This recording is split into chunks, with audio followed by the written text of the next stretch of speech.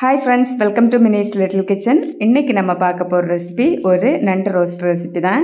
இது தேங்காய் எதுவும் சேர்க்காம வெங்காயம் தக்காளி எல்லாம் நல்லா வதக்கி பேஸ்டா அரைச்சு ரொம்ப வித்தியாசமான முறையில் நண்டு ரோஸ்ட் பண்ண போகிறோம். இது எப்படி பண்ணுறதுன்னு பார்க்கலாம். அதுக்கு முன்னாடி என்னோட சேனலுக்குள்ளே ஃபஸ்ட் டைம் வரீங்கன்னா மறக்காமல் என்னோட சேனலை சப்ஸ்கிரைப் பண்ணிக்கோங்க.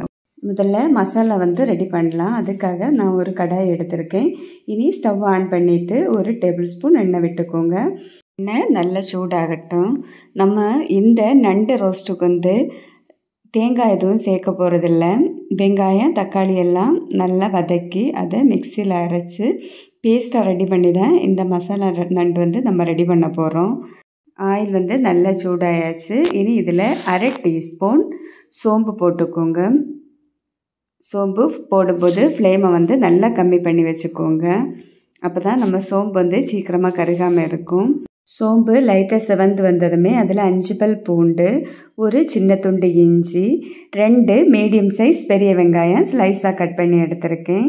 கூடவே காரத்துக்காக 2 பச்சை மிளகாய் போட்டிருக்கேன். இதெல்லாம் போட்டு நல்லா வதக்கிக்கோங்க. வெங்காயம் ரொம்ப வதங்க வேண்டாம், 40% வதங்கினா போதும். வெங்காயம் இந்த அளவு வதங்கினதுமே இதில் நம்ம தக்காளி ஆட் பண்ணலாம். அதுக்காக நான் 3 தக்காளி இந்த மாதிரி பெரிய சைஸ்லேயே கட் பண்ணி எடுத்திருக்கேன். அதுவே கொஞ்சமாக மல்லித்தழை போட்டுக்கோங்க. நான் எடுத்திருக்கக்கூடிய தக்காளி ரொம்ப புளிப்பு அதிகமாக இருக்காது, புளிப்பு கொஞ்சம் கம்மியாக இருக்கும். அதனால் 3 தக்காளி எடுத்திருக்கேன். நீங்கள் எடுக்கக்கூடிய தக்காளி புளிப்பு அதிகமாக இருக்குன்னா நீங்கள் 2 எடுத்துக்கோங்க. 2 பெரிய தக்காளி எடுத்தால் போதும்.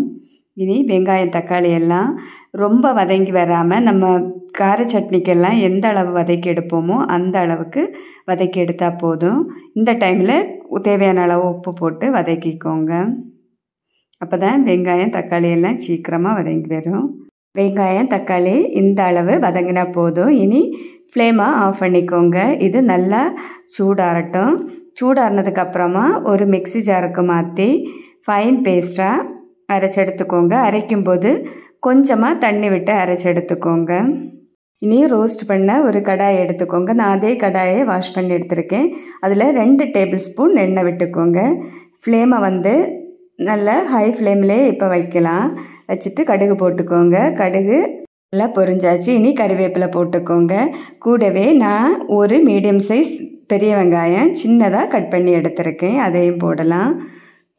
கூடவே 2 பச்சை மிளகாய், 1 டீஸ்பூன் இஞ்சி பூண்டு பேஸ்ட் எடுத்திருக்கேன், அதையும் அதில் போட்டு நல்லா வதக்கிக்கோங்க.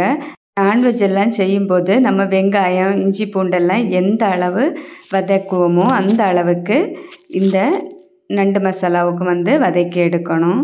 வெங்காயம் இஞ்சி பூண்டு எல்லாமே நல்லா பொரிஞ்சு வந்தாச்சு. இந்த டைமில் நம்ம தக்காளி ஆட் பண்ணலாம். இதுக்காக நான் மீடியம் சைஸில் ஒரு தக்காளி சின்னதாக கட் பண்ணி எடுத்திருக்கேன். வெங்காயம் தக்காளி எல்லாம் நல்லா வதங்கி ஆயில் எல்லாம் வெளியே விட்டு வர தொடங்கியாச்சு. இந்த டைமில் இதில் நம்ம மசாலா ஆட் பண்ணலாம். அதுக்காக அரை டீஸ்பூன் மஞ்சள் தூள், 2.5 டீஸ்பூன் குழம்பு மிளகாய் தூள். உங்ககிட்ட குழம்பு மிளகாய் தூள் இல்லைன்னா மல்லித்தூள் கொஞ்சம் அதிகமாக போட்டுக்கோங்க, மிளகாய்த்தூள் நல்லா கம்மியாக போட்டுக்கோங்க. அப்படி நம்ம இந்த கிரேவி பண்ண முடியும். இனி ரெடி பண்ணி வச்ச அந்த பேஸ்ட்டை இதில் விட்டுக்கோங்க. கூடவே குழம்புக்கு தேவையான அளவு உப்பு போட்டு நல்லா மிக்ஸ் பண்ணி விட்டுக்கோங்க. இந்த நேரத்தில் ஃப்ளேமை ஹை ஃப்ளேம்லேயே வச்சு இந்த கிரேவி கொதிக்க விடலாம். இது கொதித்ததுமே நம்ம இதில் நண்டை ஆட் பண்ணலாம். நல்லா கொதிச்சாச்சு. இனி இதில் ஒவ்வொரு நண்டாக ஆட் பண்ணலாம். இந்த நண்டு ரோஸ்ட்டு எல்லாருமே வெங்காயம் தக்காளி எல்லாம் நல்லா வதக்கி அப்புறமா தேங்காய் விழுது சேர்த்து தான் பண்ணுவாங்க. அதை விட நம்ம இந்த மாதிரி பண்ணும்போது நல்ல காரசாரமாக டேஸ்ட்டாக இருக்கும், கொஞ்சம் வித்தியாசமாகவும் இருக்கும். நண்டு எல்லாத்தையுமே போட்டுட்டு நல்லா கலந்து விட்டுட்டே இருங்க. ஃப்ளேம் ஹை ஃப்ளேம்லேயே இருக்கட்டும். இந்த மாதிரி இது நல்லா கொதிக்கணும். கொதித்து இந்த நண்டெல்லாம் நல்லா கலர் மாறி வந்ததுமே ஃப்ளேமை மீடியம் ஃப்ளேமுக்கு மாற்றிக்கோங்க. மாற்றிட்டு ஒரு மூடி போட்டு 15 நிமிஷத்துக்கு மீடியம் ஃப்ளேம்லேயே அது வேகட்டும். அப்பப்போ திறந்து பார்த்து லைட்டாக ஒன்று மிக்ஸ் பண்ணி விட்டுக்கோங்க. 15 நிமிஷத்துக்கு அப்புறமா எப்படி இருக்குன்னு பாருங்கள். நல்லா கலர் எல்லாம் சேஞ்ச் ஆகி இன்னும் தண்ணியெல்லாம் குறுகி வர தொடங்கியாச்சு. இந்த டைமில் இனி நம்ம இதை மூடி வைக்கக்கூடாது. மூடி வைக்கும்போது அதுலேருந்து தண்ணி இதில் விழுந்து நம்ம ரோஸ்ட் ரெடி பண்ணி எடுக்க முடியாது. மீண்டும் 2 நிமிஷத்துக்கு அப்புறமா இன்னும் கொஞ்சம் கூட குறுகியாச்சு. இந்த நேரத்தில் வாசனைக்காக கொஞ்சமாக மல்லித்தழை போட்டிருக்கேன். அதையும் போட்டு நல்லா கலந்து விட்டுக்கோங்க. இனி ஃப்ளேமை ஹை ஃப்ளேமில் வச்சு நல்லா மிக்ஸ் பண்ணி விட்டுட்டே இருங்க. கிட்டத்தட்ட ஒரு 5 நிமிஷத்தில் இது ரெடி ஆகிடும். உங்களுக்கு இந்த வீடியோ பிடிச்சிருந்தா மறக்காமல் இந்த வீடியோவுக்கு ஒரு லைக்கை போடுங்க. என்னோடய சேனலையும் சப்ஸ்கிரைப் பண்ணிக்கோங்க. 5 நிமிஷம் ஆயாச்சு. நம்ம நண்டு ரோஸ்ட் ரெடி ஆகிடுச்சு.